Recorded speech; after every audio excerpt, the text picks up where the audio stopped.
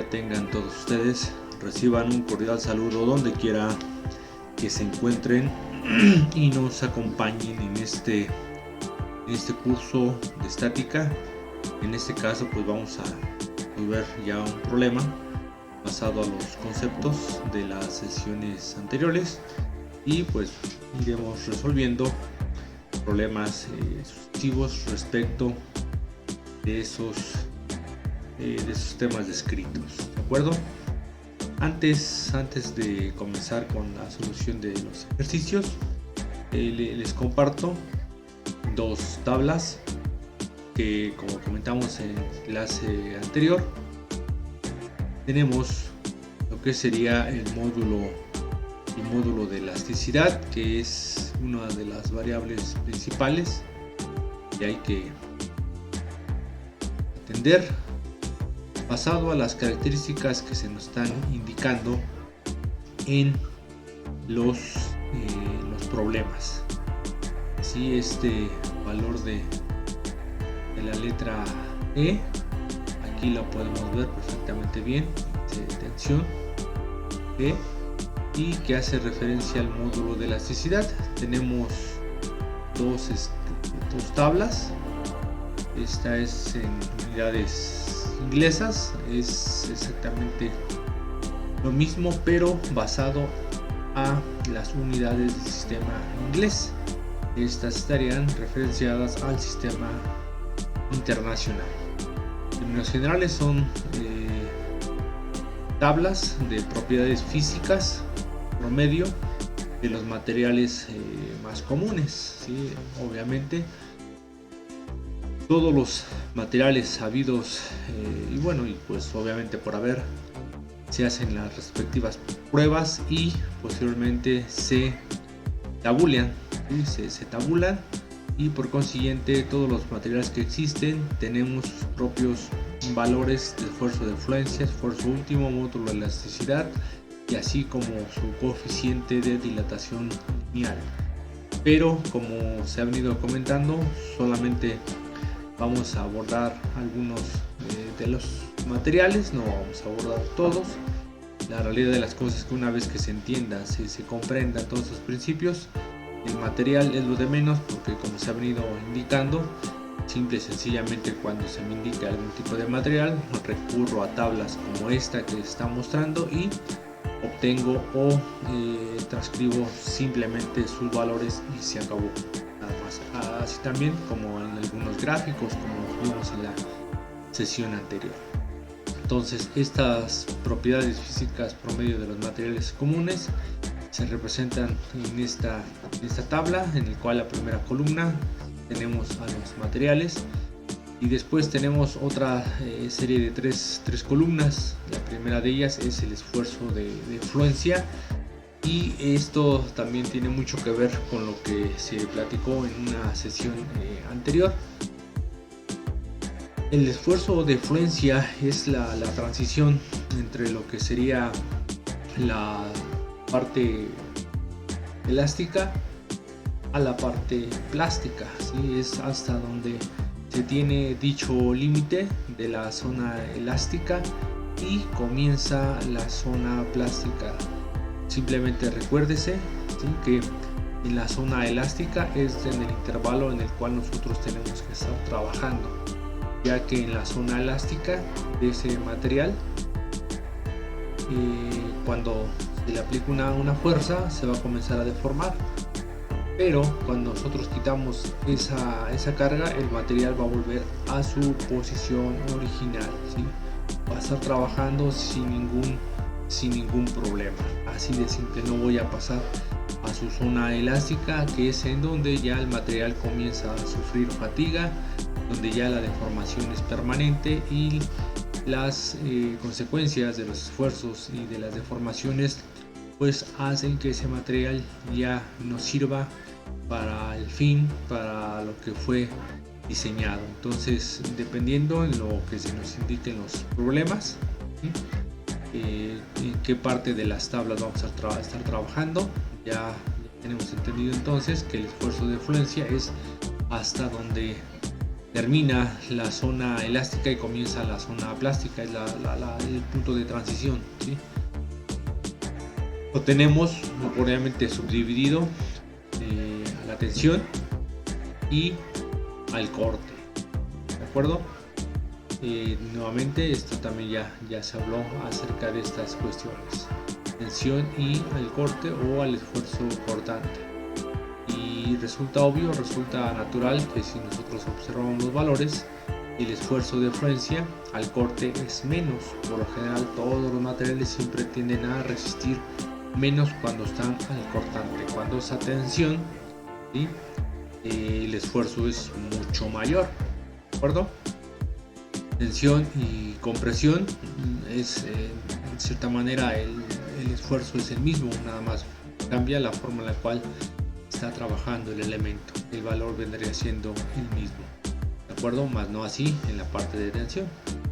El esfuerzo último en la siguiente columna hace referencia a este concepto último, es hasta donde tiene su mayor capacidad de soportar una carga, ¿de acuerdo? Hasta este punto, o lo que sería este valor, es donde ya el elemento se va a fracturar, va a romperse, ¿de acuerdo?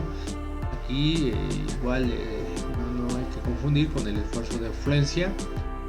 Aquí el material va a estar comenzando a presentar mayor fatiga, ¿sí? Sin embargo el material va a seguir ahí, ¿sí? Si trabajamos en esos límites, ¿sí? El elemento no se romperá, seguirá todavía hasta cierto punto manteniéndose en su posición y por consiguiente conservando todo lo que sería la estructura.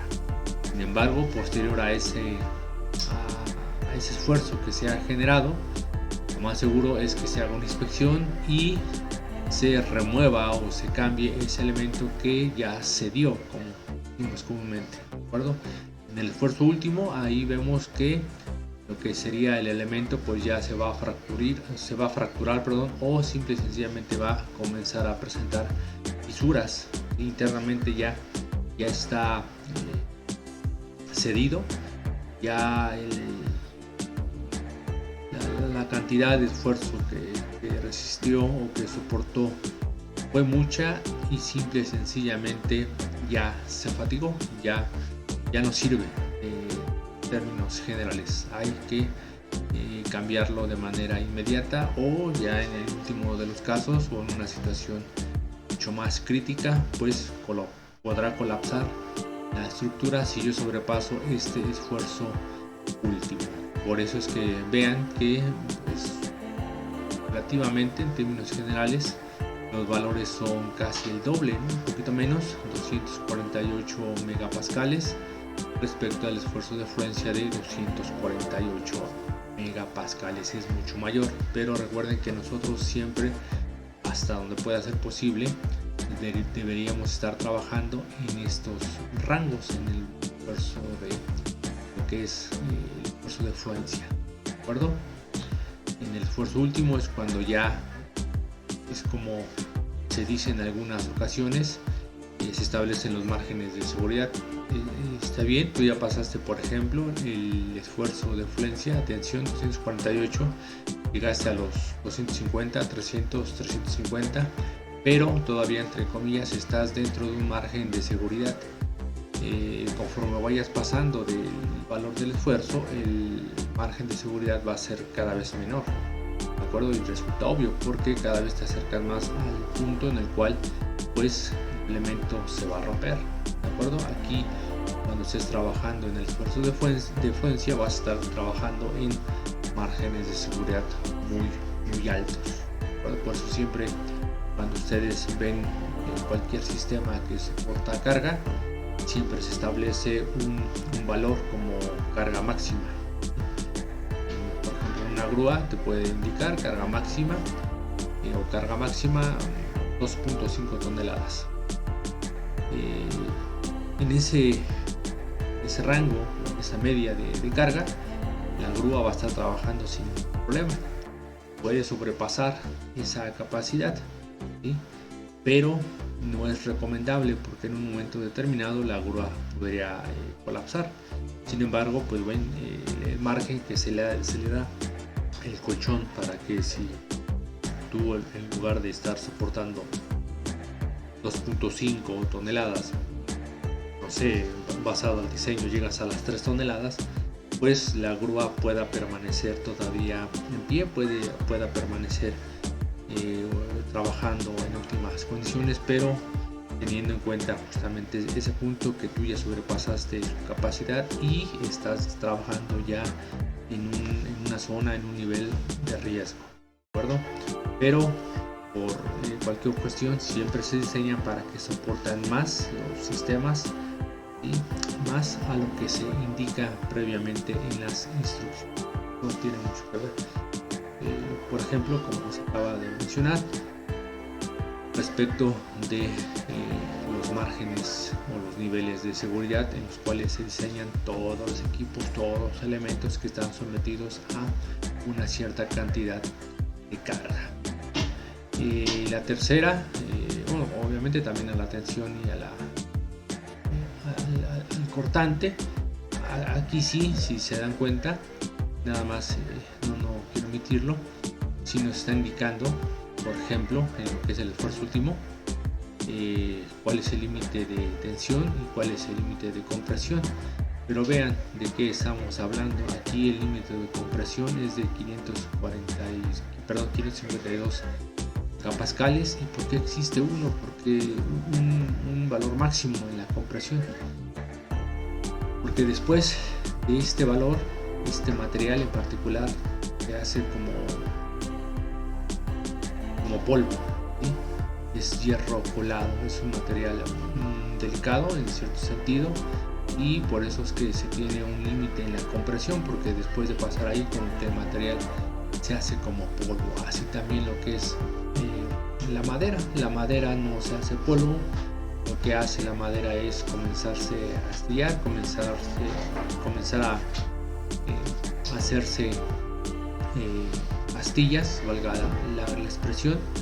Comienza a ser de una forma en la cual pues ya pierde todas sus propiedades en cierto sentido, que sería la madera, y no tanto como el hierro colado que se hace polvo, pero sí empieza a descomponer pues de una manera algo parecido, ¿de acuerdo? Y en el cual pues ya pierde toda composición. Por eso es que sí existe tanto en lo que es la madera y el hierro colado un valor último a la compresión, pero de ahí en fuera los demás materiales pues no presentan un valor como tal, no se pulverizan, no cambian mucho su estructura, pero sí llegan a un aplastamiento que pues ya no obviamente ya no serviría, pero conservar todavía su parte de estructura molecular, ¿de acuerdo? Bien, pasando a la tercera columna, tendremos lo que es el módulo de elasticidad, ¿sí? de elasticidad, y tenemos el módulo basado a gigapascales. Siempre el módulo de elasticidad son valores sumamente grandes, muy grandes. De ahí de que se cambia el prefijo de megas a gigas por 10 a la 9, ¿de acuerdo? Entonces son valores muy altos que presentan todos los materiales, y por eso nosotros ¿sí? siempre expresamos o utilizamos los prefijos. Se comentó en una sesión anteriormente, o incluso en varias sesiones, que los valores que utilizamos aquí son muy grandes, y no es que tanto los utilicemos, simple y sencillamente los materiales por naturaleza así son, ¿de acuerdo? Entonces tenemos la tensión y el módulo de elasticidad basado a la tensión, y el módulo de elasticidad basado al cortante. Y aquí nosotros vamos a diferenciar el módulo de elasticidad al cortante, lo vamos a poner con la letra G, ¿sí? Y a la tensión vamos a tener la letra E, ¿de acuerdo? Y es lo que hemos visto. En eso del cortante lo vamos a ver un poco más en temas, por ejemplo, de torsión. Ahí es donde se ve más este valor de G, ¿de acuerdo? Entonces, ahorita de primera instancia, basado al módulo de elasticidad, nos vamos a basar a esta subcolumna basada a la tensión, tensión o compresión, como se mencionó hace un instante, ¿de acuerdo? Entonces veríamos que los valores, por ejemplo, los aceros, obviamente son los más altos. Posteriormente pasamos a lo que es el hierro y ahí mismo los materiales como son el latón, el bronce o el cobre destruido. En los valores, por ejemplo, si ustedes se dan cuenta de la madera, el módulo de elasticidad pues no se tiene porque no presenta esta propiedad que sería la madera, ¿sí? Bajo aplicación de carga, la madera se comporta de una manera diferente, por eso es que no hay un valor tabulado en esta tabla. Entonces, de ahí que pues bueno, el aluminio, que es el valor más pequeño, está a 70 gigapascales a tensión y 26 gigapascales a cortante, ¿de acuerdo? Es un material todavía mucho más blando, ¿no? En comparación de los otros. Y por ejemplo, en la última columna tenemos un coeficiente de dilatación lineal por cada grado centígrado expresado por alfa, ¿de acuerdo? Esto nosotros lo vamos a ver un poco más a detalle en el siguiente tema. Una vez que terminemos de resolver ejercicios, vamos a ver lo que sería el movimiento térmico o esfuerzo térmico, y en el cual vamos a utilizar estos valores pero con otra tablita, ¿de acuerdo? Las tablas al fin de cuentas no varían, son las mismas independientemente de la fuente que uno las consiga. Los valores, obvio, son labores de datos, información de laboratorio que no debe de cambiar. En caso que cambian, son la verdad casi despreciables para cálculos tradicionales. Para cálculos de laboratorio pues sí pueden tal vez afectar un poco, pero para fines prácticos como nosotros estamos no cambian lo más mínimo. Lo único que hago mención es de que la tablita es como que más específica cuando veamos justamente el tema de movimiento térmico, ¿de acuerdo? Entonces tenemos estas dos tablas basadas al sistema internacional y al sistema inglés. Entonces, en base a las unidades que se tenga nuestro ejercicio, nuestro problema, vamos a elegir una u otra tabla, ¿de acuerdo? Entonces vamos a resolver un primer ejercicio que relativamente es muy sencillo. Aquí, como se ha venido explicando, pues el punto es comprender qué es lo que se nos está pidiendo y cómo yo puedo aplicar ese conocimiento para la solución de nuestro problema. Aquí, basado a esas pequeñas ecuaciones que yo he visto, una de las peculiaridades que tienen esos temas que todos y cada uno de ellos se ligan tanto en la cuestión teórica como en la cuestión práctica, la matemática. Por consiguiente, yo puedo hacer igualdades, ¿sí?, de sustituciones de esas fórmulas, intercambiarlas y obtener lo que se me pide. Es mucho de lo que se tiene en estos temas, ¿sí?, que esas ecuaciones se pueden ir conjugando y unas con otras basado al principio fundamental de la matemática, que es la igualdad, ¿de acuerdo? Bien, en este problema vamos a resolver una parte que se acaba de mencionar hace unos instantes, que hace referencia a medidas, a dimensiones. Vamos a ver cómo es que se suscita esto. En este problema, el enunciado dice lo siguiente: está considerando utilizar en el tensor de una estructura una varilla de acero redonda de 3.5 metros de longitud. Dicho tensor está sujeto a una fuerza axial máxima de 120 kilonewtons debido a la fuerza del que es el viento, la velocidad del viento, ¿sí?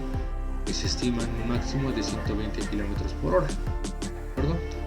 Si la elongación total permisible no debe de exceder los 2.5 milímetros, debemos de determinar el diámetro necesario para fabricar, instalar dicha varilla. Obviamente el diámetro de la varilla influye en muchas cuestiones, como lo que es desde obviamente el diseño, lo que es el montaje, lo que es la logística, ya que, y obviamente la fabricación, ya que dependiendo del diámetro de la varilla, del tensor, pues se tienen que adecuar, se tienen que respetar todas las cuestiones desde dimensiones, ya que si yo establezco un diámetro de la varilla, pues son los barrenos que yo debo de hacer en los demás elementos para que la varilla pueda alojarse. Si por ejemplo se establece que el diseño de primera instancia es de 1 pulgada de diámetro y posiblemente se hace un arreglo, se hace una modificación y resulta que ya sea que sea más grande, 32 milímetros, que sea de 20 milímetros, pues ya los barrenos que previamente se realizaron para poder alojar la varilla, pues ya no van a coincidir o van a quedar grandes o pequeños, y eso involucra también problemas de seguridad de diseño, ¿de acuerdo? Por eso es fundamental previamente establecer todas estas variables. Estos tensores son muy comunes en lo que son techumbres, en lo que son tejados, en lo que son estructuras que soportan, en este caso, pues velocidades del viento y esfuerzos de torsión, que pues también se dan mucho por cuestiones, por ejemplo, de temblores, por cuestiones de acomodamiento, por movimiento que se tiene por parte de la estructura misma, y al momento de que se comienzan a generar esos esfuerzos, pues estos tensores permiten y aseguran que, por ejemplo, estas vigas permanezcan en la posición o en un distanciamiento de 3.5 metros, ¿de acuerdo? Entonces, cada vez que ustedes vean alguna estructura en la cual tenga que ver mucho con las cuestiones de sistemas combinados, o lo que sería simple y sencillamente como velocidad del viento que origina que se empiece a torcer una techumbre, siempre vamos a ver estas varillas o estos tensores en la parte inferior, donde está pues las láminas, donde están los elementos que están teniendo justamente los techos, ¿de acuerdo? Y aquí en particular pues tenemos una velocidad máxima del viento de 120 km por hora. Estas son consideraciones de diseño, y como otro dato, por ejemplo, pues nosotros perfectamente sabemos que la Ciudad de México se encuentra ubicada geográficamente en una cuenca, y estamos rodeados por muchos cerros, incluso hasta volcanes, y de ahí que las velocidades del viento no son muy grandes, muy altas, ¿sí?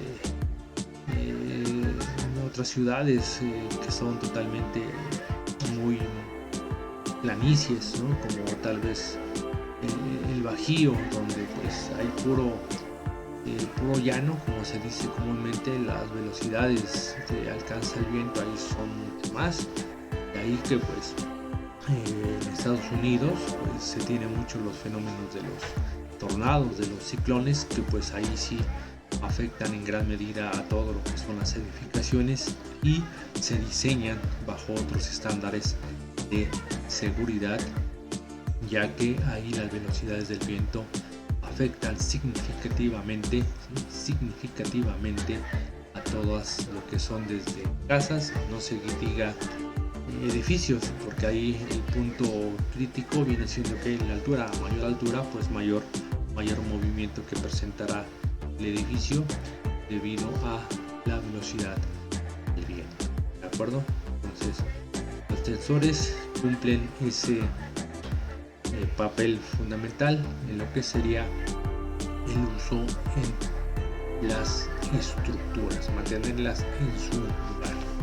Bien, pues vamos a resolver este ejercicio que, como se vuelve a reiterar, en una instancia es sencillo, pero nos sirve mucho de preámbulo para el análisis de sistemas y para poder haber marcado y comentado perfectamente bien el uso de las tablas. ¿De acuerdo? Entonces vamos a pasar a la solución del problema basado a esta información y vayamos entonces a poner manos a la obra. ¿De acuerdo?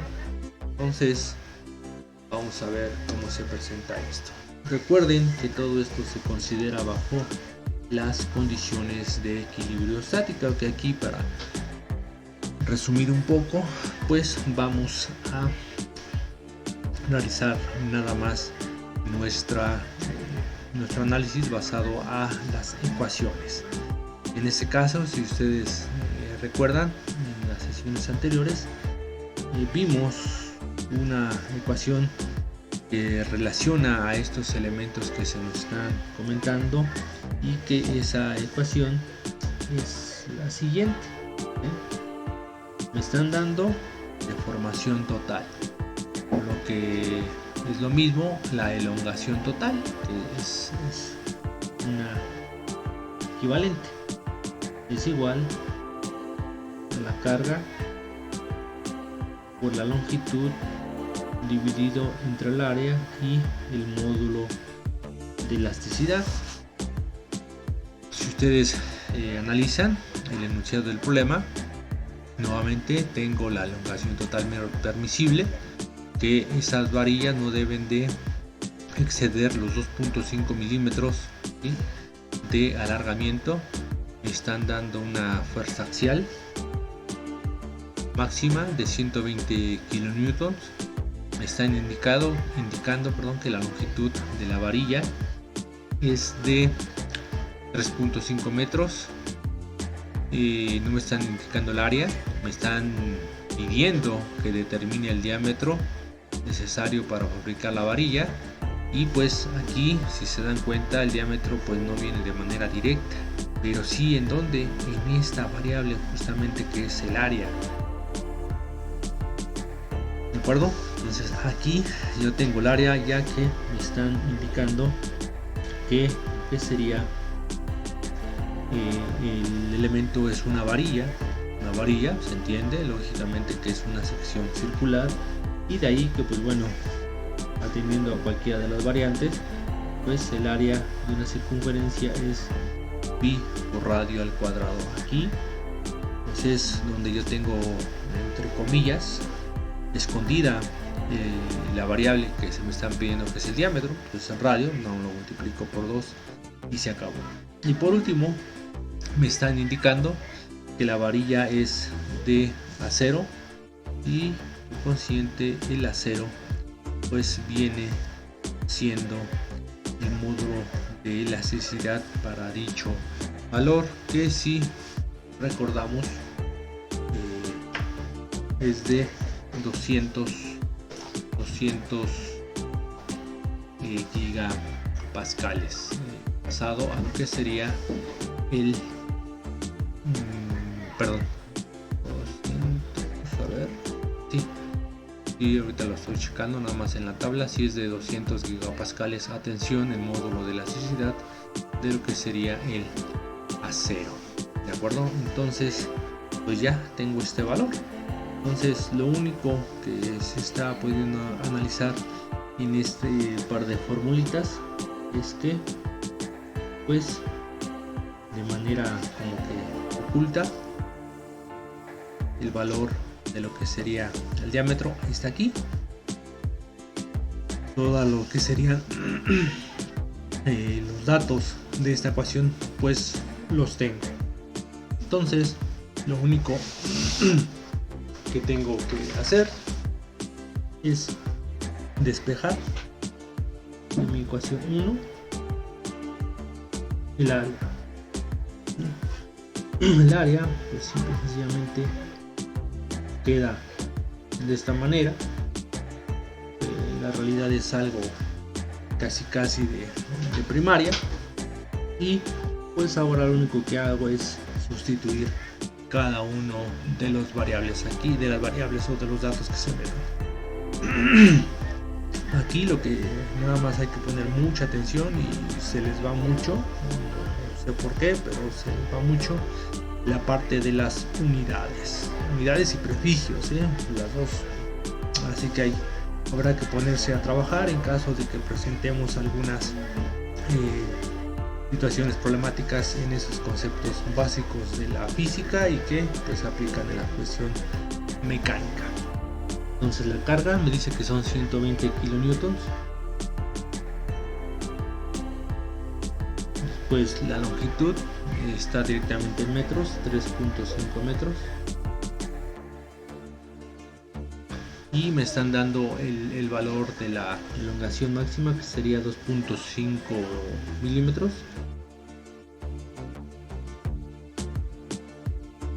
¿De acuerdo?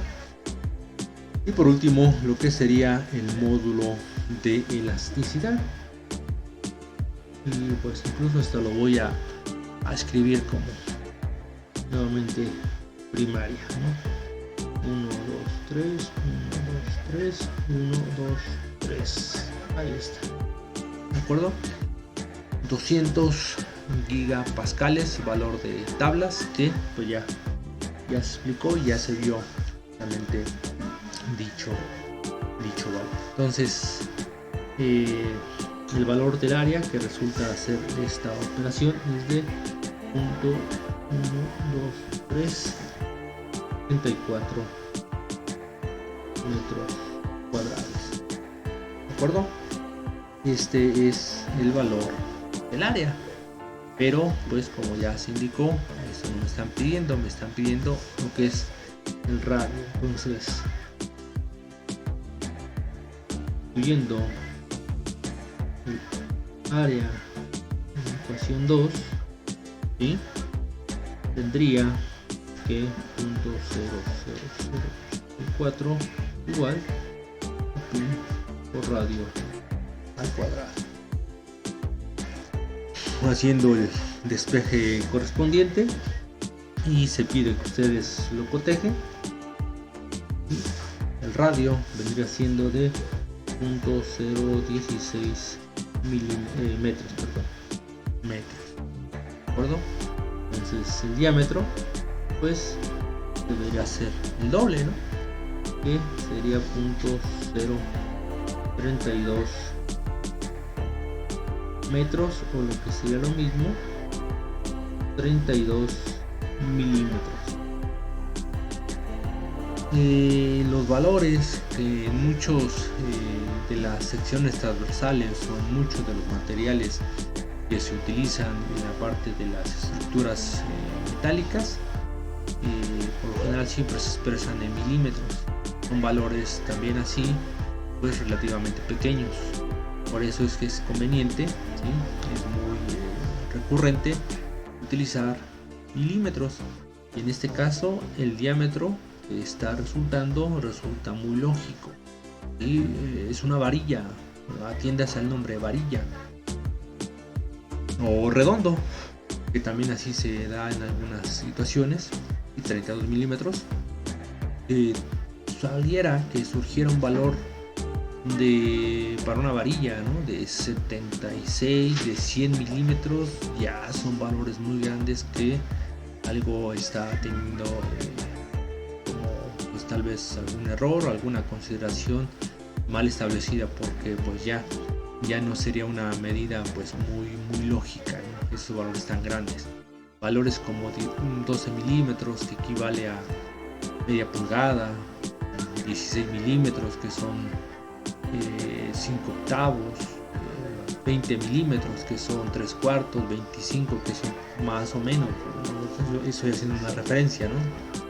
Ya que de manera comercial pues nosotros sabemos perfectamente bien que los materiales pues se utilizan mucho en pulgadas, los materiales que compramos, que pedimos en unas casas de materiales o ferreteras, están dados en pulgadas, por eso lo hablo más o menos algo parecido, ¿no?